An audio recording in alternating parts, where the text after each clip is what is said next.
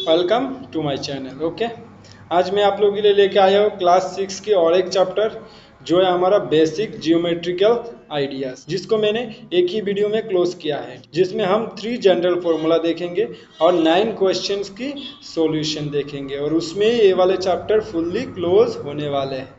तो ध्यान से ये वाले वीडियो देखिए, तब भी ये वाले चैप्टर में आप लोगों को कोई भी डाउट नहीं रहेगा। तो चलिए देर ना करते हुए आज की क्लास हम शुरू करते हैं।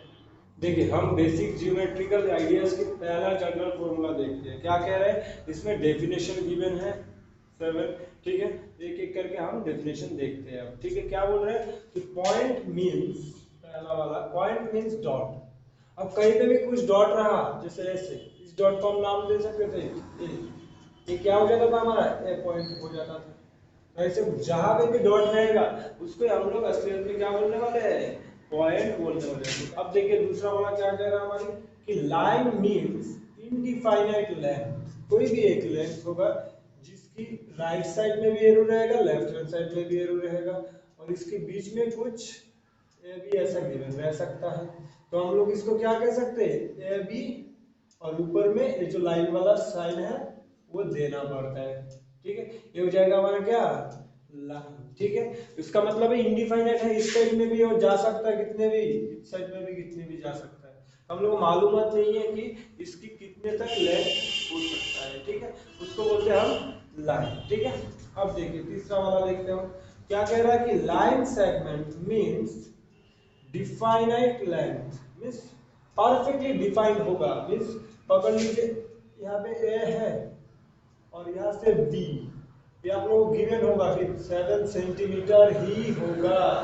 तब लाइन सेगमेंट की सिंबल कैसे रहेगा? ऊपर बस वन लाइन ड्रॉ करना है, वही सिंबल सारे ब्रैकेट के अंदर गिवन है। ठीक है, जहां पे भी लाइन लिखेंगे लाइन के ऊपर सिंबल देंगे, लाइन सेगमेंट लिखेंगे तो लाइन सेगमेंट के ऊपर सिंबल देने वाले हैं। ठीक है, तो देखिए उसके बाद वाला हम देखते हैं। उसके बाद वाला क्या है? रे बोल रहा है। तो रे मींस क्या होता है? One point fix and other indefinite. कोई भी एक पॉइंट फिक्स रहने वाला है। मींस देख लीजिए, जैसे यहाँ पे मैंने एक पॉइंट को फिक्स ले लिया, ए को फिक्स ले लिया। अब बी कहाँ पे है? इस साइड में एरो है तो बी कहीं ना कहीं इसके पहले होगा। तो ए बी को क्या कहेंगे हम? रे कहेंगे। और ऊपर उन लोगों के ऊपर जब साइन सिंबल दे देंगे हम लोगों को मालूम गिर जाएगा ये हम रे डिफाइन कर रहे हैं। तो सिंबल बहुत इंपॉर्टेंट है कोई भी पॉइंट ऐड करने के बाद। ठीक है, अब देखिए, अब हम नेक्स्ट वाला देखते हैं कि इंटरसेक्टिंग पॉइंट जो है उसका मतलब क्या है? Means crossing point between two lines. कोई भी दो लाइन के बीच में जब क्रॉस होता है ईच अदर के साथ, जैसे पकड़ लीजिए यहाँ पे एक लाइन है और यहाँ पे एक लाइन है, हम दिख रहे हैं यहाँ पे। ठीक है, इसमें जो दोनों लाइन जिसको जिस पॉइंट में क्रॉस किया, ए वाला पॉइंट ए, तो ए ही हो जाएगा हमारा क्या? Intersecting point. तो कोई कहीं पे भी दो लाइन क्रॉस करेगा, जो भी पॉइंट मिलेगा हम लोग को उसके क्या कहेंगे हम? इंटरसेक्टिंग पॉइंट कहने वाले हैं। ठीक है, अब देखिए रोमान 6 देखते हैं। Parallel line means similar lines होगा, सिमिलर लाइंस होगा पर डिफरेंस, जहां पे क्या होगा? Difference between two lines is remain same. जहां पे दोनों लाइन के बीच में जो डिफरेंस होगा वो सेम होने वाले हैं। जैसे कि पकड़ सकते हैं आप, ऐसा एक लाइन है तो इसकी सेम देखने वाले लाइन होना चाहिए, जैसे कि हम ऐसे ड्रॉ कर सकते थे। अब इन दोनों के बीच में देखिए गैप जो होगा वो सेम रहना चाहिए। यहाँ पे एक 2 सेंटीमीटर रहा, इस साइड में भी कितना रहना चाहिए? 2 सेंटीमीटर ही रहना चाहिए। वही तो कह रहा था कि मींस सिमिलर लाइंस, ये दोनों सिमिलर लाइंस हो चुके हैं हमारी। पर डिफरेंस बिटवीन टू लाइंस, ये दोनों लाइन के बीच में जो डिफरेंस होगा वो हमेशा सेम रहने वाले हैं। ठीक है, अब ऐसे भी हो सकता था, पकड़ लीजिए ऐसे एक लाइन हो गया, इसका पैरेलल कैसे बनेगा? सीधा आना चाहिए। इन दोनों के बीच में जो गैप होगा ये कितना? सेम रहना चाहिए। ठीक है, तो पैरेलल लाइन भी हम लोगों को समझ में आ चुका होगा अभी तक। ठीक है, अब देखिए लास्ट वाला डेफिनेशन देखते हैं हम। क्या कह रहे हैं कि कर्व, कर्व मींस, कर्व का मतलब क्या है बोल रहे हैं कि dawdling lines. Dawdling lines means क्या है? कहीं पे भी लाइन को ड्रॉ करना, हम लोग जैसे स्केच करते हैं वैसे, ठीक है, कोई लिमिटेशन नहीं है। Not straight line, straight line नहीं होना चाहिए, यही कंडीशन था। तो हम लोग कह सकते हैं, जैसे पकड़ लीजिए यहाँ पे एक कर्व हम ड्रॉ कर लेते हैं, जैसे कुछ डेफिनेशन नहीं है, बस ऐसे स्ट्रेट लाइन के बिना जो भी हम ड्रॉ कर रहे हैं स्केच की जैसे, उसको हम बोलेंगे कर्व, ठीक है। जैसे कि हम ऐसे भी ड्रॉ कर सकते थे, कहीं एक स्ट्रेट लाइन ले लिया, उसके बाद उसको ऐसे कर्व कर दिया, इसको भी हम क्या कह सकते हैं, कर्व कह सकते हैं, ठीक है, समझ में आया। अब देखिए कर्व में भी टू टाइप्स होता है, जैसे ये वाला दिख रहा है हम लोग को, क्या है, ये ओपन है, ओपन मींस खुला है, ये अंदर से बाहर कोई भी लोग आ सकते हैं, अंदर जा सकते, बाहर आ सकता है, उसको बोलते हैं ओपन कर्व, ठीक है। और क्लोज्ड कर्व कैसा रहता है, पकड़ लीजिए ऐसे आके इसको क्लोज कर दिया, अब देखिए अंदर वाले थोड़ी बाहर आ सकता है, नहीं आ सकता, तो ये वाले हो जाएगा हमारा क्लोज्ड कर्व और ये वाला हो जाता है हमारा ओपन कर्व, ठीक है। तो इतना तक हम लोग को डेफिनेशन मालूम हो जाना चाहिए। अब देखिए सेकंड वाला जनरल फॉर्मूला हम देखते हैं, क्या कह रहा है सेकंड वाला जनरल फॉर्मूला में, डिटेल्स अबाउट पॉलीगॉन, पॉलीगॉन के बारे में हम सीखने वाले हैं कुछ। क्या है, polygon means closed path by using line segment, कोई भी लाइन सेगमेंट यूज करके जब हम क्लोज्ड पाथ बना लेंगे उसको हम लोग पॉलीगॉन कहने वाले हैं। जैसे कि आप पकड़ सकते हैं, देखिए ये वाले जो फिगर है इसको हम पॉलीगॉन कह सकते हैं, इसलिए कह सकते हैं क्योंकि सारे लाइन सेगमेंट है यहाँ पे, ये जो सारे हैं सारे लाइन सेगमेंट है और सारे को क्लोज किया है तो एक क्लोज्ड पाथ हो गया है। तो ऐसे कोई भी फिगर हम लोग क्या कह सकते हैं, पॉलीगॉन कह सकते हैं। जैसे कि पकड़ लीजिए ये वाले भी क्या है, थ्री लाइन सेगमेंट मिलके हुआ है और एक क्लोज्ड है, मींस ये वाला भी एक क्या हो जाएगा, पॉलीगॉन बन जाएगा। बट देखिए पकड़ लीजिए ऐसे है, इसको हम पॉलीगॉन कह सकते हैं क्या, नहीं कह सकते, इसलिए क्योंकि यहाँ पे तो ये लाइन सेगमेंट है बट ये वाले थोड़ी लाइन सेगमेंट है, ये तो हमारा कर्व बनता है और कर्व रहा तो उसको हम पॉलीगॉन नहीं कह सकते, क्लोज्ड पाथ है तब भी हम उसको पॉलीगॉन नहीं कह पाएंगे, ठीक है। तो चलिए पॉलीगॉन में हम दो टाइप्स यहाँ पे सीखने वाले, बहुत सारे टाइप्स है पॉलीगॉन के, बट हम यहाँ पे दो सीखने वाले हैं। क्या है पहला, तो पहला है हम लोग का triangle means three sided polygon.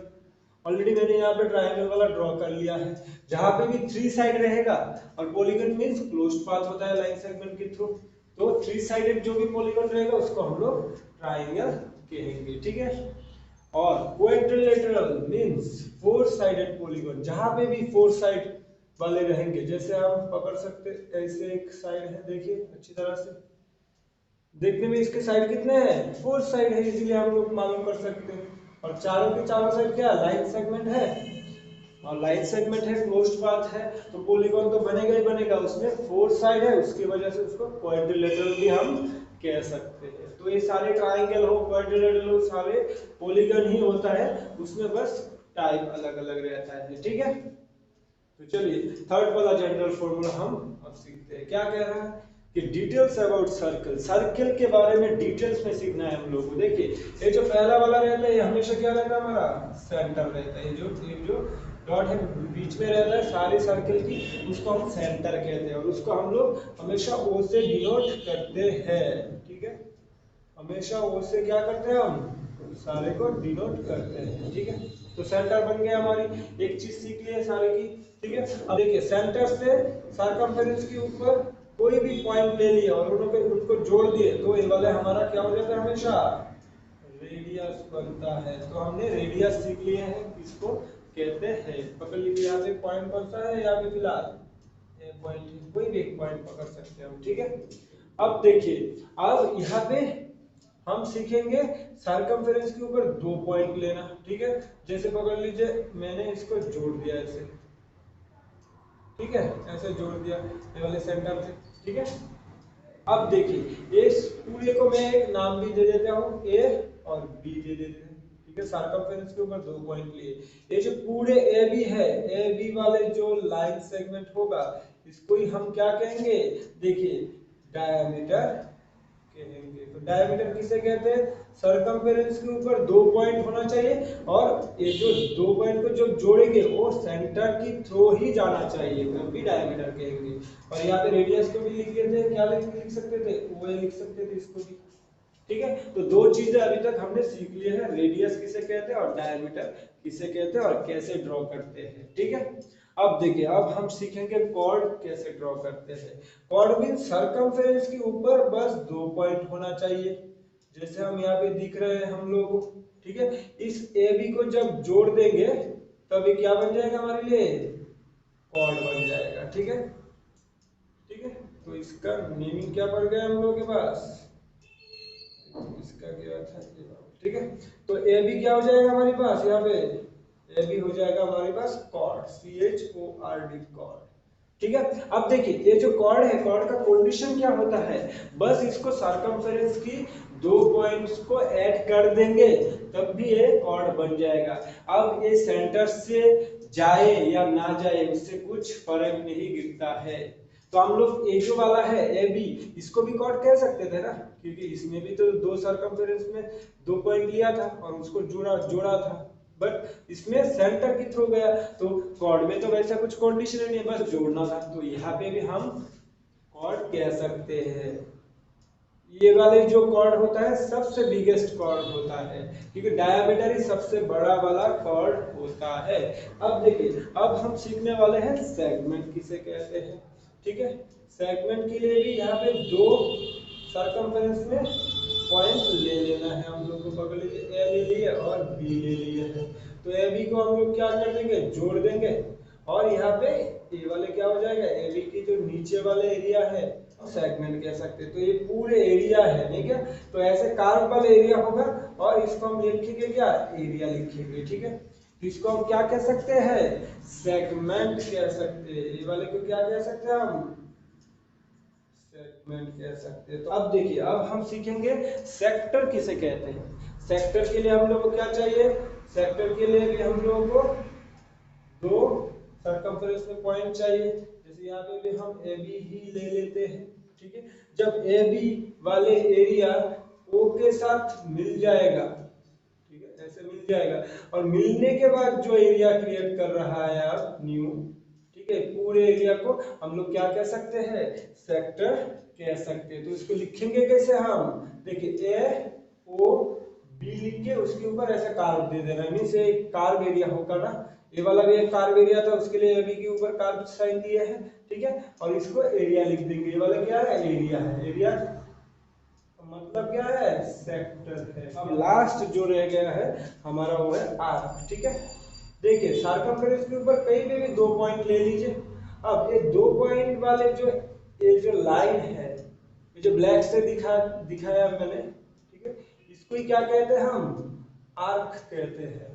ठीक है, तो इसको मैं पॉइंट को नाम दे देता हूँ AB। तो AB क्या हो जाएगा? ये वाले AB वाले जो कार्व है इसको हम आर्क कहेंगे, एरिया नहीं है ये। डिटेल्स अबाउट सर्कल में हमने बहुत सी चीजें सीख लिया है, तो एक एक करके आप समझ सकते हैं। ठीक है, अब जब क्वेश्चन करेंगे तब और डिटेल्स में सीखेंगे आप। ठीक है, देखिए हम क्वेश्चन नंबर 1 करते हैं। ठीक है, क्या कह रहा है क्वेश्चन नंबर 1 में? Use the figure to name. इस वाले फिगर को यूज करना है और ये वाले सारे नेमिंग एक एक करके हम लोगों को करना है। ठीक है, यहाँ पे इसका आंसर मैं लिख ले रहा हूँ। ठीक है, यहाँ पे इसका आंसर करने वाले हम क्या कह रहे हैं? पहला वाला क्वेश्चन है 2 पॉइंट्स, कोई भी 2 पॉइंट यहाँ से ड्रॉ कर लेना है। हम लोग को दिख रहे हैं यहाँ पे बहुत सारे पॉइंट है। ठीक है, कोई भी 2 आपकी जो भी पसंद हो वैसे 2 पॉइंट लिख लीजिए, A और B। लिख लिया मैंने, A और B 2 पॉइंट है ना, तो लिख सकते हैं इजीली। ठीक है, कोई भी लिख लीजिए आप। ठीक है, अब देखिए दूसरा वाला कर लेते हैं। क्या कह रहा है कि ए लाइन, कोई भी एक लाइन आप बता दीजिए, बस हो जाएगा। यहाँ पे तो बहुत सारे लाइन गिवन है, तो लाइन कैसे होगा? ऐसे वाले होगा जिसकी दोनों साइड में क्या हो जाएगा? इंडिफिनिट साइन हो जाएगा। देखिए BD लिख सकते थे हम लोग, B और D, उसके ऊपर ऐसा साइन दे सकते थे। देखिए B की भी उस साइड में इंडिफिनिट है, D की भी उस साइड में इंडिफिनिट है, और एक स्ट्रेट लाइन में भी है। ठीक है, या फिर ए एफ भी लिख सकते थे, ए की उस साइड में भी इंडिपेंडेंट है, एफ की उस साइड में भी इंडिपेंडेंट है, तो कोई भी एक बोला था ना, तो हमको एक ही लिखना है। ठीक है, अब देखिए नेक्स्ट वाला देख लेते हैं। ठीक है, मंथली क्या कह रहा है कि टू रेज, कोई भी दो रे को लिखना है। तो रे क्या होता है, कोई भी एक पॉइंट को इनिशियल कर लेंगे, जिसको फिक्स बना देंगे और दूसरे वाले इंडिपेंडेंट हो जाएगा। ऐसा कोई भी एक नेम लिख लीजिए, एक नहीं दो लिखना है हम लोग को। ठीक है, तो कोई भी, ठीक है, ओ से ए को लिख सकते हैं। ध्यान से देखिए क्या किया मैंने, ओ को फिक्स कर दिया और ए की साइड में एरो जाता जा रहा है, तो दो लिखना है तो और एक लिख लेते हैं, ओ लिख लेते हैं और डी लिख लेते हैं। ठीक है, देखिए ओ को फिक्स कर दिया हमने और डी की तरफ बढ़ रहा है ये जो एरो है, तो ऐसे हम कोई भी रे को डिनोट कर सकते हैं। ठीक है, उसके बाद वाला देख लेते हैं। क्या कह रहे हैं, टू लाइन सेगमेंट, कोई भी दो लाइन सेगमेंट जिसमें फिक्स्ड हो जाए। ठीक है, कई से भी लिख सकते हैं आप, क्या क्या लिख सकते हैं, आप दो चाहिए होगा तो लिख लीजिए। एक तो लिख सकते हैं हम ओ ई लिख सकते हैं, जिसके ऊपर हम ऐसा लाइन दे देंगे ओ ई, मिस ई में भी खत्म कर दिए, ओ से शुरू हुआ था ई में खत्म कर दिए हमने, ऊपर वाले सिंबल देके समझा दिए। ठीक है, और एक क्या लिख सकते हैं आप चाहे तो बीडी भी लिख सकते हैं, उसके ऊपर क्या सिंबल देना है आपको, याद रखना है लाइन सेगमेंट वाला ही, क्योंकि जब हम लाइन की साइन दे देंगे उसका मतलब बी की उस तरफ भी इंडिपेंडेंट, इसकी इस तरफ भी इंडिपेंडेंट। अब जब हमने बी डी लाइन सेगमेंट दिया मींस डी की डी तक ही इसको खत्म कर दिए और बी तक भी इसको खत्म कर दिए हमने। ठीक है, ऐसे कोई भी लाइन सेगमेंट हम लिख सकते हैं। ठीक है, उसके बाद वाला देख लेते हैं। बस आप लोगों को ध्यान क्या रखना है, बस उसके ऊपर की जो सिंबल रहेगा उसको ध्यान रखना है और सिंबल की वाइज हो रहा है कि नहीं देखना है। जैसे ओ है लिखा था, ओ को इनिशियल वैल्यू था, वो फिक्स था, हाँ बना सकते थे, और ए की तरफ एरो रहना चाहिए था, बट यहाँ पे पकड़ लीजिए ऐसा एरो नहीं था तो ये गलत हो जाने वाला था। तो ऐसे हम लोगों को इसको हमेशा चेक करते रहना है। ठीक है, इसको मैं ठीक कर देता हूँ पहले जैसे। ठीक है, अब देखिए, अब नेक्स्ट वाला देख लेते हैं। क्या बोल रहे हैं, लाइन पासिंग थ्रू ई, ई से जाता हुआ कोई भी एक लाइन ड्रॉ करना है, ई से जाता हुआ, तो हमको मालूम है बी ई ड्रॉ कर सकते हैं हम लोग। लाइन बोला है, ध्यान रखिएगा सिंबल कौन सा देना है हम लोगों को, दोनों साइड में एरो वाले इंडिपेंडेंट वाले। देखिए बोल सकते थे ये जो बी ई वाले लाइन होगा डेफिनेटली ई की थ्रू ही तो जाएगा, सही बात है, वही तो बोला था लाइन पासिंग थ्रू ई, ई को जाता हुआ ऐसा एक लाइन ड्रॉ करने के लिए, तो कर दिया हमने, नाम लिख लिया हमने। ठीक है, अब देखिए रोमन 6 लास्ट वाला क्या कह रहा है हमारे लास्ट वाले, देखिए पेयर ऑफ इंटरसेक्टिंग लाइंस, कोई भी दो लाइन जब क्रॉस करते हैं एक दूसरे को तब वहां पे हम लोग को क्या करना रहता है, पेयर बनाना रहता है। तो कोई भी एक पेयर लिखने के लिए बोल रहे हैं इंटरसेक्टिंग लाइंस की, तो इंटरसेक्टिंग लाइन मींस क्या, कोई भी दो लाइन एक दूसरे को क्रॉस कर रहा होगा, ऐसे दो लाइन लिखना है। तो देखिए ए एफ लिख सकते थे एक, ध्यान से देखिएगा ए एफ एक लाइन ड्रॉ कर सकते थे, और एक लाइन कौन सा होगा, पेयर मींस दो एक साथ मिलके होता है। ठीक है ना, तो और बी और डी लिख सकते थे जिसमें इंटरसेक्टिंग पॉइंट हमारा क्या बन जाने वाला था, इंटरसेक्टिंग पॉइंट हम ड्रॉ भी करते थे तो ये ओ बन जाने वाला था। देखिए अच्छी तरह से ए हो गया बी डी और ए हो गया ए एफ, इनके बीच में क्या है, क्रॉस किया एक दूसरे को, उसने ओ पॉइंट में क्रॉस किया, तो वो हमारा इंटरसेक्टिंग पॉइंट हो जाएगा। बट यहाँ पे इंटरसेक्टिंग पॉइंट बोला नहीं है, बस बोला है पेयर ऑफ इंटरसेक्टिंग लाइंस, तो इंटरसेक्टिंग लाइंस दो लिख लेना है बस, ए एफ और बी डी। ठीक, अब देखिए नेक्स्ट वाला क्वेश्चन करते हैं, क्वेश्चन नंबर 2। क्या कह रहा है कि राइट ट्रू और फॉल्स, सही होगा या गलत होगा, बस आप लोगों को इतना लिखना है। यहाँ पे एक फिगर गिवन है, ये फिगर को देख के ही आप लोगों को उसकी स्टेटमेंट बनाना है। क्या कह रहा है, पहले तो पहले वाला क्या कह रहा है, O N R and points of line segment OP, OP एक लाइन सेगमेंट गिवन है, मींस यहाँ से यहाँ तक की वाला। ठीक है, फिक्स वाले हैं, ठीक है ना, लाइन सेगमेंट में क्या है, फिक्स वाले, दोनों साइड में कहीं पे भी एरो नहीं, यहाँ तक कि हम लोगों को खत्म कर देना है। ठीक है, अब देखिए बोल रहा है कि ओ और एन आर एंड पॉइंट्स होगा क्या, देखिए ओ तो एक एंड पॉइंट्स निकलेगा और इस साइड का एंड पॉइंट्स तो पी होगा बाबा, तो एन कैसे होगा, एन तो बीच में है, उसका मतलब एक गलत बोल दिया ना, एंड पॉइंट्स होना चाहिए था, मींस इसका आंसर क्या बन जाएगा हमारा, फॉल्स बन जाएगा। ठीक है, अब देखिए दूसरा वाला देख लेते हैं। ठीक है, M is point on ray O P, तो ओ को हम लोग को फिक्स बनाना है। देखिए यही वाला है फिर से, ठीक है, यही वाला है फिर से। देखिए ओ पी रे कौन सा होगा, ओ और पी की तरफ ये चलता जाएगा। ओ को फिक्स कर देना है, पहला वाला इनिशियल पॉइंट रहता है, ठीक है। तो एम इज पॉइंट ऑन रे ओ पी। अब देखिए ओ पी जो रे है इसमें कौन से पॉइंट मिलेगा हम लोग को, ज्यादा से ज्यादा एम मिलेगा या फिर ज्यादा से ज्यादा एम थोड़ी मिलने वाला है, क्योंकि इस साइड से इस साइड में तो नहीं आ सकते, यहाँ पे तो फिक्स बना दिया ना हमने। तो डेफिनेटली क्या वो मिलेगा, ए बी फॉल्स बन जाएगा, क्योंकि एम पॉइंट कुछ रहने नहीं वाला है इसमें। देखिए उसके बाद वाला क्या कह रहा है, O is not an initial point of OP। अब देखिए OP एक कौन सा वाला सिंबल है, रे का सिंबल है, इसे यही वाले फिगर फिर से है।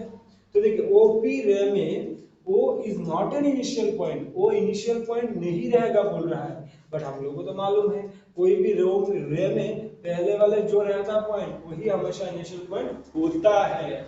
इस यहाँ पे क्या बोले हैं उन्होंने, is not an initial point बोला है, तो डेफिनेटली इनिशियल पॉइंट होगा ना, तो ये फॉल्स बोला है फिर से, ठीक है। होना चाहिए था इनिशियल पॉइंट, ठीक है।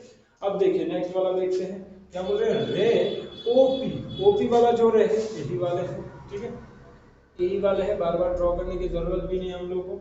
इज सेम एज रे ओ एम कौन सा वाला रे है, वो यहाँ से शुरू हो गया, एम इस साइड वाले, ठीक है, यही वाले है, इस साइड वाले ओ एम, ठीक है। जाके एम की इस साइड में क्या है, एरो जाता जाएगा, क्योंकि वो है हमारा इनिशियल पॉइंट। तो क्या बोल रहा था क्वेश्चन में कि ये दोनों रे क्या होना चाहिए, सेम होगा बोल रहा है। बट सेम होगा क्या, देखिए ये इस साइड में जा रहा है, ये दूसरी साइड में जा रहा है, ऑपोजिट में चल रहा है। ये डिस्टेंस देखिए ओपी का कितना ज्यादा है और ओ एम डिस्टेंस कितना कम है, मींस ये कभी भी दोनों सेम नहीं बन सकते हैं। कोई भी दो रे सेम तभी बनेगा जब उन लोग दोनों एक ही डायरेक्शन में मूव होता जाएगा, ठीक है, और उन दोनों के बीच में जो पॉइंट रहेगा वो पॉइंट सेम डिस्टेंस में रहेगा, ठीक है, तब भी सेम हो सकता है। अब देखिए रोमन 5 क्या कह रहा है कि Q M O N P means ये सारे पॉइंट गिवन है असलियत में, ठीक है ना। क्वेश्चन में ये जो सारे पॉइंट है सारे पॉइंट अब गिवन है। क्या कह रहा है, Q M O N P means ये सारे पॉइंट गिवन है, R points on line M N जो लाइन होगा मीन्स ये जो एम और एन वाले जो लाइन होगा, लाइन मीन्स क्या है, एन की इस साइड में भी बढ़ता जा सकता है और एम की इस साइड में भी बढ़ता जा सकता है, मीन्स ये पूरे वाले का बात बोल रहा है एम एन बोल के भी, क्योंकि एन की इस साइड में भी बढ़ेगा तो यही वाला होगा, एम की इस साइड में भी बढ़ेगा तो यही वाला होगा, यही लाइन फिर से हो जाएगा, ठीक है। तो यही वाला लाइन में बोल रहा है कि ये सारे पॉइंट है कि नहीं, देखिए क्यू भी है, एम भी है, ओ भी है, एन भी है, पी भी है, सारे पॉइंट तो हम लोग को दिख रहा है इसमें, तो ये वाला क्या हो जाएगा हमारा, ट्रू बन जाएगा, ठीक है। तो इसमें हमने लाइन पॉइंट रे लाइन सेगमेंट इंटरसेक्टिंग पॉइंट जो भी हमने फर्स्ट जनरल फॉर्मूला में सीखे हैं सारे की डिटेल्स इंफॉर्मेशन सारे की एग्जांपल यहाँ पे कवर हो चुके हैं, ठीक है। तो चलिए नेक्स्ट वाला क्वेश्चन देखते हैं। अब क्या कह रहा है क्वेश्चन नंबर 3 में कि in given diagram name the point की नेमिंग करना है, कौन से पॉइंट की, पहला वाला रोमन 1 में क्या कह रहा है हमारी कि in the interior of angle DOE, तो एंगल DOE कौन सा वाला है पहले मालूम होना चाहिए, DOE ये वाले जो एंगल है, ये वाले एंगल की बात चल रहा है, DOE ये वाले जो एंगल है इसकी इंटीरियर का मतलब ही होता है अंदर वाले, इंटीरियर की मतलब क्या होता है, अंदर वाले, ठीक है। जैसे हमारी ये वाले पकड़ लीजिए एक बॉक्स है, बॉक्स के अंदर वाले जो एरिया होगा, अंदर वाले पॉइंट होगा, इसको बोलेंगे हम इंटीरियर, जो बाहर वाला होगा वो हो जाएगा हमारा एक्सटीरियर, और जो ऊपर रहेगा उस बाउंड्री की उसको हम बोलेंगे ऑन, ठीक है, ऊपर डायरेक्ट, ठीक है। तो हम लोग को अभी फिलहाल इंटीरियर बोला है तो इंटीरियर देख लेते हैं हम लोग, इंटीरियर ऑफ DOE, इसकी इंटीरियर मींस इसके अंदर वाले DOBE थोड़ी है, इसके अंदर की एरिया में कुछ होना चाहिए, इस अंदर वाले में कौन सा फिलहाल दिख रहे हैं हम लोग को, ए दिख रहे हैं, तो इसका आंसर क्या हो जाएगा हमारा, ए हो जाएगा। बस इतना ही था, पॉइंट की नेम करना था उसकी इंटीरियर वाले, बहुत आसान से क्वेश्चन की सॉल्यूशन है, बस हम लोग को ध्यान से रीड करना आना चाहिए, ठीक है। अब देखिए रोमन 2 में क्या कह रहा है हम लोग को, same name the points on angle EOF। EOF का कौन सा वाला एंगल हो जाएगा हम लोग को देखना पड़ेगा पहले। EOF मींस ए वाले एंगल की बात चल रहा है अभी। देखिए ए वाले एंगल में हम लोग को चाहिए क्या, ए वाले एंगल के ऊपर कौन से है, ऊपर मींस क्या है, ए वाले एंगल जो क्रिएट किया है ए वाले, ठीक है, इसके ऊपर वाले, ऊपर में कौन से पॉइंट है, तो ऊपर में हम बोल सकते हैं ई पॉइंट भी है, ठीक है, ऊपर और क्या है, बी पॉइंट भी है, ओ पॉइंट भी है, एफ पॉइंट भी है, ये सारे इस वाले एंगल के ऊपर है कि नहीं, हाँ इस वाले एंगल के ऊपर है, ऑन मींस उसके ऊपर वाले जो जो होते हैं, ठीक है, तो क्या क्या है लिख लेते हैं हम, एफ है, ओ है, बी है और ई है, हो चुके हैं हमारे यहाँ पे 4 पॉइंट मिले हैं जो क्या है एंगल ई ओ एफ के ऊपर है, ठीक है, और उसके बाद और एक क्वेश्चन है इसमें अंदर, ठीक है, क्या बोल रहा है, in the exterior of angle E O F, अभी ई ओ एफ यही वाला एंगल समझा जा रहा है अभी भी, ठीक है, बट अभी वाले एंगल में क्या निकालना है हम लोगों को, एक्सटीरियर चाहिए हम लोगों को। देखिए एक्सटीरियर का मतलब क्या होता है, ई ओ एफ ये वाले जो एंगल है ये वाले एंगल्स के अंदर नहीं रहेगा, मींस ये वाले एरिया में नहीं रहेगा, ये जो एरिया है ये वाले एरिया में नहीं रहेगा, तो ये वाले एरिया में नहीं रहेगा तो कहाँ जाएगा, बाहर, इस वाले एंगल से बाहर जो भी पॉइंट होगा सारे को हम क्या कह सकते हैं, एक्सटीरियर पॉइंट कह सकते हैं। जैसे कि हम लोगों को दिख रहा है यहाँ पे एक है, यहाँ पे एक पॉइंट दिख रहा है, यहाँ पे एक पॉइंट दिख रहा है, ये तीनों पॉइंट ये वाले एंगल से बाहर है कि नहीं, हाँ बाहर है, तो ये सारे एंगल को लिख लीजिए, ये सारे पॉइंट को लिख लीजिए, क्योंकि यही सारे पॉइंट क्या हो जाएगा, इस वाले एंगल से बाहर, एक्सटीरियर वाले पॉइंट, ठीक है, तो ये हो गया हमारी क्वेश्चन नंबर 3 की सॉल्यूशन, ठीक है। चलिए अब क्वेश्चन नंबर 4 देखते हैं, क्या कह रहे हैं हम लोग के लिए, पहले पहले बोल रहा है कि draw rough diagram, rough diagram एक ड्रॉ करना है किसकी, ऑफ टू एंगल्स, कोई भी दो एंगल की राफ डायग्राम ड्रॉ करना है, अच्छी बात है, सच दैट दे हैव, ऐसे ड्रॉ करना है कि दे हैव उन लोगों को रहना चाहिए, दो एंगल के बीच में क्या रहना चाहिए, वन पॉइंट इन कॉमन।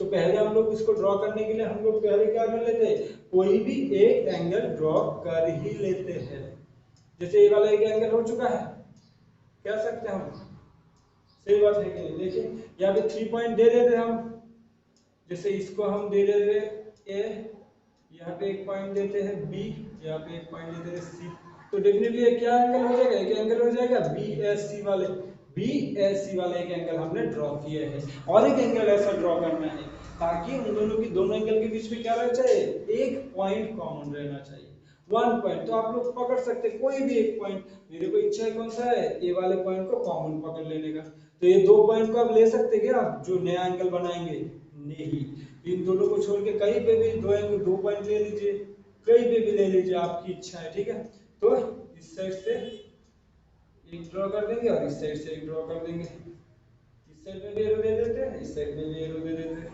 ठीक है, यहाँ पे और एक पॉइंट ले लेते हैं, सी तक चला गया, डी लिख देते हैं इसको, और यहाँ पे ई लिख देते हैं, ठीक है, तो दूसरा वाला एंगल हमने क्या ड्रॉ किया है, अच्छी तरह से देखिए, डी ए ई, सही बात है, डी ए ई, जिसमें इस दोनों एंगल में देखिए ध्यान से, ये जो दोनों एंगल है, एक एंगल हमने ए वाला ड्रॉ किया और एक एंगल हमने ए वाला ड्रॉ किया, ये दोनों एंगल में कॉमन कितने पॉइंट है, बस यही तो है, एक पॉइंट इस वाले एंगल को क्रिएट करते वक्त भी चाहिए था, इस वाले एंगल क्रिएट करते वक्त भी चाहिए था, बस तो जो वाले एक एंगल ड्रॉ कर लेना है, एक पॉइंट कॉमन रहा तो एक पॉइंट को कॉमन पकड़ के, और बाकी जो पॉइंट रहेगा उसको हम उसको अलग से लिख लेना है, ठीक है। देखिए अब रोमान 2 करते हैं अब हम, ठीक है, रोमान 2 में क्या कह रहा है, सेम टू एंगल ही ड्रॉ करना है, बट अब क्या कॉमन रहना चाहिए बोल रहा, 2 पॉइंट इन कॉमन, दो पॉइंट कॉमन रहना चाहिए, तो पहले तो हम एक ट्रायंगल ड्रॉ कर लेते हैं पहले तो, ठीक है, अब देखिए अब 2 पॉइंट कॉमन चाहिए तो इसमें पॉइंट पहले नेमिंग कर देते हैं, इसका ए दे देते हैं, यहाँ पे एक पॉइंट लेते हैं बी, यहाँ पे और एक पॉइंट ले लिया सी, तो अब हम लोग को चाहिए क्या, 2 पॉइंट तो कॉमन वाले चाहिए, तो 2 कॉमन पॉइंट चाहिए, तो कोई भी दो ले सकते हैं आप, आपकी इच्छा है कौन से वाले पॉइंट लेना चाहते हैं कॉमन, देखिए मेरा इच्छा कौन सा वाला है, ए वाले और बी को, ए और बी को कॉमन ले सकूं, तो 2 पॉइंट तो कॉमन हो चुका है, तो एंगल बनाने के लिए कोई भी 3 पॉइंट की जरूरत गिरता है, तो 2 पॉइंट तो हो चुका है, कोई भी एक पॉइंट ले लेना है, कहीं पे भी ले सकते हैं, ठीक है, मेरी इच्छा क्या हो गया, इस साइड में ले लो और एक पॉइंट, इस पॉइंट को इस पॉइंट से क्या कर देंगे, हम जोड़ देंगे ऐसे। तो यहाँ पे जो नया पॉइंट निकल गया है जो हमने पकड़े थे उसको ए बी सी हो चुका है, डी दे देते हैं। ठीक है, अब देखिए एंगल, दो एंगल कौन से वाले ड्रॉ किए हैं हमने, एक एंगल ड्रॉ किया है ये वाले हमने, ठीक है, और एक एंगल कौन सा ड्रॉ किया है हमने, ये वाले एंगल दिख रहे होंगे आप लोगों को अच्छी तरह से। ठीक है, देखिए ये दोनों एंगल में, देखिए ए वाला एंगल ड्रॉ करते वक्त भी ए और बी की जरूरत था, ये वाला एंगल जब ड्रॉ करेंगे तब भी ए और बी की जरूरत था, उसका मतलब ये दोनों एंगल भी बन गया है। तो एंगल के नाम भी हम लिख देते हैं, कौन से एंगल बनाए हमने, सी ए बी, एक एंगल बना सी ए बी, और दूसरा वाला एंगल कौन सा बनाया हमने, D A B, D A B. सही बात है, ये दो एंगल क्रिएट किया हमने, और एंगल के बीच में कौन सी दो कॉमन पॉइंट है, ए और बी है, वही बोला था 2 point in common. Rough sketch बनाना है, कोई स्केल वगैरह यूज नहीं करना है। ठीक है, अब देखिए रोमन 3 का भी सॉल्यूशन कर लेते हैं। रोमन 3 में क्या कह रहा है हमारी, कि वन रे इन कॉमन, दो एंगल होना चाहिए बट उसमें वन रे कॉमन होना चाहिए। तो पहले तो हमेशा हम लोग को दो एंगल क्रिएट करना रहा, तो एक एंगल तो हम लोग को हमेशा ड्रॉ कर लेना है, और उसमें इमीडिएटली हम लोग को पॉइंट भी फिट कर देना है, जैसे ए है, बी है, सी है। आप कोई भी नेमिंग दे सकते हैं, मैं ए बी सी से दे रहा हूँ अल्फाबेट की वाइज, ठीक है, कोई भी दे सकते हैं, उसमें कुछ फर्क नहीं है। ठीक है, अब देखिए वन रे इन कॉमन, आप लोगों को मालूम हो जाना चाहिए रे किसको कहते हैं। अब देखिए एंगल बनाने के लिए टोटल कितने रे की जरूरत गिरा है हम लोग को मालूम हो जाना चाहिए इमीडिएटली। देखिए ए सी, ए वाला एक रे है और ए वाला और एक रे है, जहां पे ए इनिशियल पॉइंट है, बी की तरफ इंडिफिनिट है, यहाँ पे भी सी की तरफ इंडिफिनिट है, तो दो रे मिलके होता है एक एंगल। वहां पे देख इतनी पहले देख रहे थे 3 पॉइंट मिलके हो रहा था एक एंगल, अब देखे हमने दो रे मिलके एक एंगल बनता है। तो एक रे तो हम लोग कॉमन चाहिए, तो कौन सा वाला कॉमन रखना है आपके ऊपर है फुल्ली। तो मेरी को इच्छा है कौन सा है, ऐसी वाला जो रे है उसको दूसरे वाले एंगल में भी कॉमन रहने दूं, तो और एक नया रे ड्रॉ कर लेना है, क्योंकि दो रे से ही एंगल बनता है। तो और एक रे इस साइड में ड्रॉ कर लेता हूं, ठीक है, तो यहाँ पे भी और एक रे बन चुका है, तो इसमें हम पॉइंट दे देते हैं। ठीक है, ये वाले डी दे दीजिए हमने। ठीक है, अब देखिए ड्रॉ कर चुके हमने। ठीक है, दो एंगल क्रिएट कर दिए, कौन से एंगल है, ये वाले एक एंगल बना दिए हमने। ठीक है, और एक एंगल कौन सा है हमारा, ये वाले एंगल। और दोनों जो एंगल क्रिएट करने वाले हैं हम, तब कौन से वाले रे की जरूरत गिरेगा, ऐसी जो रे है इस वाले एंगल में भी जरूरत है, इस वाले एंगल में भी जरूरत है, मींस ऐसी रे कॉमन हो गए। तो ये तो बोला था वन रे इन कॉमन होना चाहिए, ऐसे दो एंगल ड्रॉ कर दीजिए। तो एंगल वाले को लिख लीजिए, कौन से एंगल बनाए हमने, D S C, one angle बनाए डी एस सी, और एक कौन सा एंगल बनाया हमने, बी एस सी। नेमिंग कैसे भी कर सकते हैं, चाहे तो सी ए बी भी लिख सकते थे, उससे कुछ फर्क नहीं गिरने वाला है, पर जहां पे एंगल होगा उस पॉइंट को मिडिल में रखना है हमेशा। ठीक है, जैसे बी सी ए नहीं लिख सकते हम लोग, क्योंकि बी से सी तो जुड़ा ही नहीं है, तो बी के बाद इमीडिएटली ए ही लेना पड़ेगा आपको, उसके बाद सी लेना पड़ेगा। ठीक है, तो इतना तक हो गया हमारे क्वेश्चन नंबर 4 की सॉल्यूशन। चलिए अब हम बढ़ते हैं क्वेश्चन नंबर 5 की। क्वेश्चन नंबर 5 में पहला वाला क्या कह रहे हैं कि identify 3 triangles in the figure. ये वाले फिगर गिवन है, फिगर में देख के आप लोगों को ट्रायंगल को डिफाइन करना है पहले। तो 3 ट्रायंगल, ठीक है, तो रोमन 1 में 3 ट्रायंगल बोला है। तो ट्रायंगल कौन से 3 पॉइंट को जोड़ के एक ट्रायंगल बनता है, जैसे यहाँ पे देख सकते हैं ए बी डी, ये तीनों को मिलके एक ट्रायंगल बनेगा। तो ट्रायंगल का साइन मैंने दे दिया है, ये वाले को ट्रायंगल का साइन बोलते हैं। ठीक है, तो ए बी डी एक ट्रायंगल बन चुका है, ऐसे 3 लिखना है। उसके बाद ए वाले के बाद ए वाला भी लिख सकते थे, ए डी सी, ये अलग अलग पॉइंट है, इसको भी जोड़ेंगे तो एक और एक ट्रायंगल मिल जाएगा हम लोगों को, और एक चाहिए हम लोगों को। ठीक है ना, और कौन सी 3 पॉइंट जोड़े नहीं अभी तक हम, ये वाले और ये वाले। ए बी सी जो बड़ा वाला ट्रायंगल है उसको हम अभी तक लिए नहीं है, ए बी सी, ये हो चुका है हम लोगों की 3 ट्रायंगल लिखना। ठीक है, पहला वाला क्वेश्चन के सॉल्यूशन। आप देखिए रोमन 2 में क्या कह रहा है हमारी, कि right the name of 7 angles, 7 angle की नेम आपको लिखना है। ठीक है, तो पहला कौन सा एंगल ले लेते हैं, जैसे वाला एंगल ले लेते हैं, ए बी डी बन जाएगा एंगल, क्या बन जाएगा, एंगल का साइन ऐसा होता है, ए बी डी बन जाएगा, पहला वाला एंगल हो चुका है। अब दूसरा वाला कौन सा ले सकते हैं, हर एक एंगल ऐसे चेक कर सकते हैं हम, ठीक है, इजीली, ठीक है। अब देखिए ये वाला तो खत्म हो चुका है, अब कौन सा वाला एंगल ले सकते हैं, ये वाला एंगल ले सकते हैं, ठीक है। छोटे वाले ट्रायंगल में सारे एंगल देख लेते हैं पहले। ये वाला एंगल है, कोई भी ट्रायंगल में 3 एंगल रहता ही है, वो तो आप लोगों को मालूम ही है। तो ये वाला तो हो चुका है, अब ये वाला ले लेते हैं, ए डी बी भी कह सकते हैं उसको, ए डी और बी कह सकते हैं इसको। अब देखिए छोटे वाले ट्रायंगल में और एक एंगल रह चुका है, ये वाला एंगल रह गया है ना अभी तक, तो इसको भी ले लेते हैं, बी ए डी हो जाएगा, बी ए डी बन गया है। ये छोटे वाले ट्रायंगल के सारे 3 एंगल ले चुके हैं अब हम, ठीक है।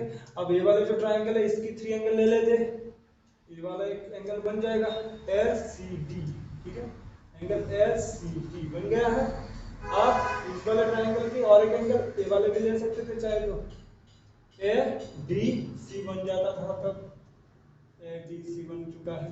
अब देखिए छोटे वाले ट्रायंगल का और एक रह गया ना, ये वाले तो रह गया, अभी तक ये नहीं हमने, तो डी ए सी भी लिख सकते हैं इसको, डी ए सी लिख सकते हैं, और एक ट्रायंगल रह गया बस, उसके बाद खत्म हो जाएगा। अब देखिए ध्यान से देखिए, छोटे 2 ट्रायंगल की 3 एंगल आ चुके हैं।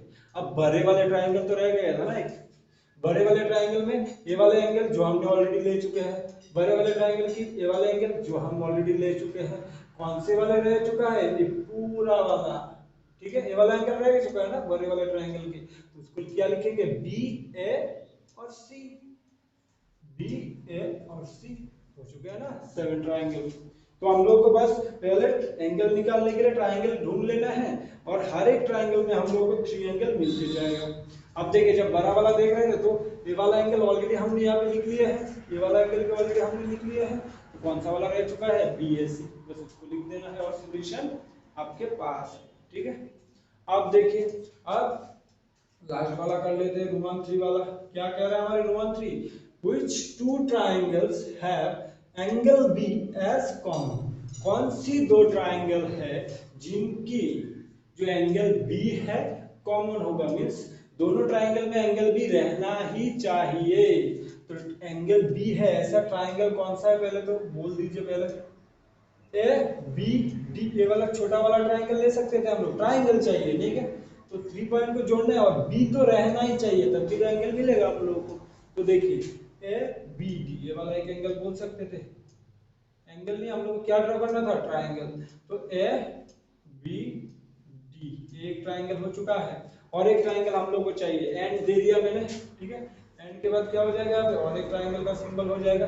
तो और कौन सा ट्रायंगल है जिसमें बी रह सकता है और छोटा वाला जैसे ए वाला हो सकता है, क्या नहीं हो सकता, क्योंकि ए डी सी, बी कहां से आएगा, नहीं आएगा इसमें, ठीक है। तो बड़ा वाला तो ले सकते थे ए बी सी, जो अभी तक नहीं लिया है हमने, ए बी सी जो यहाँ पे नहीं है, तो ये भी तो एक ट्रायंगल बन सकता था जिसमें एंगल बी इसमें भी रहता, इसमें भी रहता, तो वही तो बोल रहा था क्वेश्चन में, which 2 triangles, कौन सी 2 ट्रायंगल होगा जिसके बी जो है एंगल कॉमन रहेगा, मींस दोनों ट्रायंगल में बी रहना चाहिए। तो ये वाले क्वेश्चन का सॉल्यूशन खत्म होता है यहाँ पे। अब देखिए अब हम क्वेश्चन नंबर 6 करते हैं। क्या कह रहा है क्वेश्चन नंबर 6 में, draw rough sketch, means scale नहीं यूज करना है, स्केच ड्रॉ जब करेंगे हम क्या ड्रॉ करना है, क्वाड्रिलेटरल को ड्रॉ करना है, और क्वाड्रिलेटरल की गिवन है के एल एम एन, एक क्वाड्रिलेटरल ड्रॉ करना है, तो कर लेते हैं यहाँ पे एक, ठीक है, क्वाड्रिलेटरल ड्रॉ करना है हम लोग को, 4 साइड होना चाहिए, ठीक है, बस इतना ही है। तो हम लोग को पॉइंट दे देना है, सारे वर्टेक्स का क्या है, के है, एल है, एम है, एन है, सीक्वेंस में दे दिया मैंने, ठीक है। तो आप ऐसे भी दे सकते हैं चाहे तो, के एल एम एन एक ही बात होता है, ठीक है। तो एंड स्टेट ये तो ड्रॉ कर लिया हमने, ड्रॉ करने के बाद कुछ करना है हम लोग को, क्या करना है बोल रहे हैं, 2 पेयर्स ऑफ ऑपोजिट एंगल निकालना है, कोई भी 2 ऑपोजिट एंगल, ऑपोजिट का मतलब है एक एंगल जिस साइड में रहेगा उल्टी साइड वाला एंगल, तो आप लोग पकड़ सकते हैं, ए वाला एंगल हमने निकाल ले रहे हैं, तो ये वाले एंगल के ऑपोजिट एंगल कौन सा होगा, डेफिनेटली ये वाला हो जाएगा उसके ऑपोजिट में, तो वही 2 एंगल को लिख लेना है, बस आंसर हो चुका होगा, ठीक है। के एन एम, या फिर एम एन के भी लिख सकते हैं, ठीक है, एम एन के भी लिख सकते हैं, एक ही बात होता है, ए एंड का सिंबल है, ठीक है। अब कौन सा वाला एंगल है, ये वाले एम एल के लिख सकते हैं, एम एल के हो चुका है, ठीक है। उसको नेम आप ऐसे भी दे सकते थे, के एन एन, एक ही बात होता है, ठीक है। अब देखिए रूमन 2 का भी सॉल्यूशन कर लेते हैं। अब रूमन 2 में क्या बोल रहे हैं, टू पेयर्स, फिर से इसमें भी पेयर्स निकालना है ऑफ एडजेसेंट साइड। अब एडजेसेंट का मीनिंग मालूम होना चाहिए, ऑपोजिट का मीनिंग था उल्टे साइड में, और ऑपोजिट का मीनिंग है आस-पास, पास में है, वैसे साइड दो ड्रॉ करना है, साइड ड्रॉ करना है, एंगल नहीं। ध्यान से क्वेश्चन पढ़िएगा, ठीक है। साइड बोला है, साइड मींस ए वाले होते हैं, तो ए वाले साइड की पास वाले साइड कौन से हो सकते हैं, ए वाले भी बन सकता है, चाहे तो ए वाले भी ले सकते हैं आप। कोई भी एक पेयर बोला है ना, तो दो तो लेके फायदा नहीं है, पकड़ लेते एक ही बस, इसके साथ इसको लेना है। तो साइड लिखना है हम लोग को, के एन हो जाएगा, क्योंकि लाइन सेगमेंट है, ऊपर हम लोग एक ऐसे लाइन ड्रॉ कर सकते हैं, ठीक है। एंड के एन के साथ कौन सा वाला ले रहे हैं हम, एन और एम ले रहे हैं, तो एन एम लिख दीजिए, बस हो गया। कोई भी एक पेयर लिखना था। तो आप लोगों को इसमें सीखने का लाइक क्या था, ऑपोजिट का मतलब और एडजेसेंट का मतलब। ऑपोजिट का मींस उल्टे दिशा में होता है, जैसे ए वाले साइड का, ये जो एन के का साइड का ऑपोजिट वाले साइड कौन सा होगा, ए वाले हो जाएगा। ऑपोजिट मींस उल्टे साइड, और एडजेसेंट मींस पास वाले, जैसे ए वाले जो एंगल है, ए वाले एंगल का पास वाला एंगल कौन सा होगा, डेफिनेटली ए वाला हो सकता है, या फिर ए वाला भी हो सकता है, कोई भी एक लेंगे, इसके साथ ए वाला ले लेंगे या फिर इसके साथ ए वाला ले लेंगे। बस आप लोगों को उसकी मीनिंग मालूम होना चाहिए, ऑपोजिट का मतलब है और एडजेसेंट का मतलब क्या है, ठीक है। चलिए नेक्स्ट क्वेश्चन करते हैं। क्वेश्चन नंबर 7 में क्या कह रहे हैं कि draw any circle and mark. तो एक सर्कल हम ड्रॉ कर लेते हैं पहले, तो बड़ा वाला, ठीक है, जिसमें सेंटर हम लोग को मालूम है हमेशा वो रहता है, इतना ड्रॉ कर लिए। अब क्वेश्चन में क्या करना है, वो मार्क या डायमीटर पहले तो ड्रॉ करना है। तो डायमीटर कैसे ड्रॉ करते हैं हम लोग को मालूम होना चाहिए, सरकमफेरेंस से लेके सेंटर को होते हुए एक लाइन ड्रॉ करना है, लाइन सेगमेंट ड्रॉ करना है, ठीक है। तो यहाँ पे ए और बी सरकमफेरेंस में दे दिए हमने 2 पॉइंट, तो इसका आंसर भी क्या लिख लेंगे हम लोग, ए बी एक लाइन सेगमेंट होगा, तो ये वाले क्या हो जाएगा, एक डायमीटर बन जाएगा इसमें, ठीक है, फिगर में, ठीक है। दूसरा वाला देखिए, ए सेक्टर किसे कहते हैं हम लोगों को मालूम होना चाहिए। तो सेक्टर एक एरिया बोलते हैं, एक एरिया को सेक्टर बोलते हैं जो सेंटर और सरकमफेरेंस, दो सरकमफेरेंस के ऊपर 2 पॉइंट को मिला के होता है। तो सरकमफेरेंस के ऊपर और 2 पॉइंट ले लेते हैं, सी और डी, ठीक है। अब देखिए इसको जोड़ देते हैं अब सेंटर के साथ, ठीक है, वो डी जोड़ देते हैं ऐसे। तो जोड़ने के बाद जो एरिया मिलेगा उसको हम क्या कहते हैं, सेक्टर कहते हैं। अब देखिए इसको क्या लिख सकते हैं हम, ओ सी डी, एक कर्व है और एक एरिया को समझाता है, तो एरिया लिख देंगे, ठीक है। अब देखिए रोमन 3 करते हैं। क्या बोल रहे हैं कि a point in its interior, interior means क्या है, सर्कल के अंदर में कोई भी एक पॉइंट लिखना है, तो कोई भी एक पॉइंट हम ड्रॉ कर ही देते हैं। देखिए यहाँ पे और एक पॉइंट ले लेते हैं सर्कल के अंदर, इसको क्या दे देते हैं, ए बी सी डी तक हो चुका है, ई दे देते हैं। तो बस फिगर में तो शो कर दिए और यहाँ पे भी लिख देते हैं एक बार, ठीक है, ई हो जाएगा उसका आंसर, ठीक है। अब देखिए रोमन 4 क्या कह रहा था, a point in its exterior means circle के एक्सटीरियर मींस बाहर, तो सर्कल के बाहर कोई भी एक पॉइंट हम लोगों को ले लेना है, तो एक पॉइंट ले लेते हैं, यहाँ पे ले लेते हैं बाहर, ये हो चुका है, एफ ले लेते हैं, तो फिगर में शो करना हो चुका है। अब यहाँ पे भी लिख लेते हैं, एफ होगा, ठीक है। और उसके बाद आखिरी वाला है रोमन 5, क्या कह रहे हैं हम लोग को ड्रॉ करने के लिए, एन आर्क, कोई भी एक आर्क ड्रॉ करना है हम लोग को। तो आर्क कैसे ड्रॉ करते हैं हम लोग को मालूम था, सरकमफेरेंस के ऊपर फिर से 2 पॉइंट हम लोग को ले लेना है।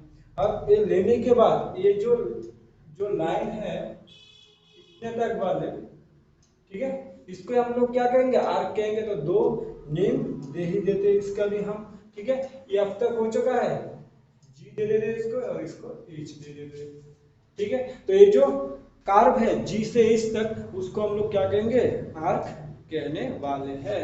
तो जी से लेके एच तक एक कार्व है, तो ऐसा हो जाएगा। अब चलिए क्वेश्चन नंबर 8 देखते हैं हम, क्या कह रहे हैं क्वेश्चन नंबर 8 में, is every diameter of a circle, diameter की हर एक जो डायमीटर होगा सर्कल की, उसको क्या हम ऑल्सो ए कॉर्ड, उसको क्या हम कॉर्ड कह सकते हैं।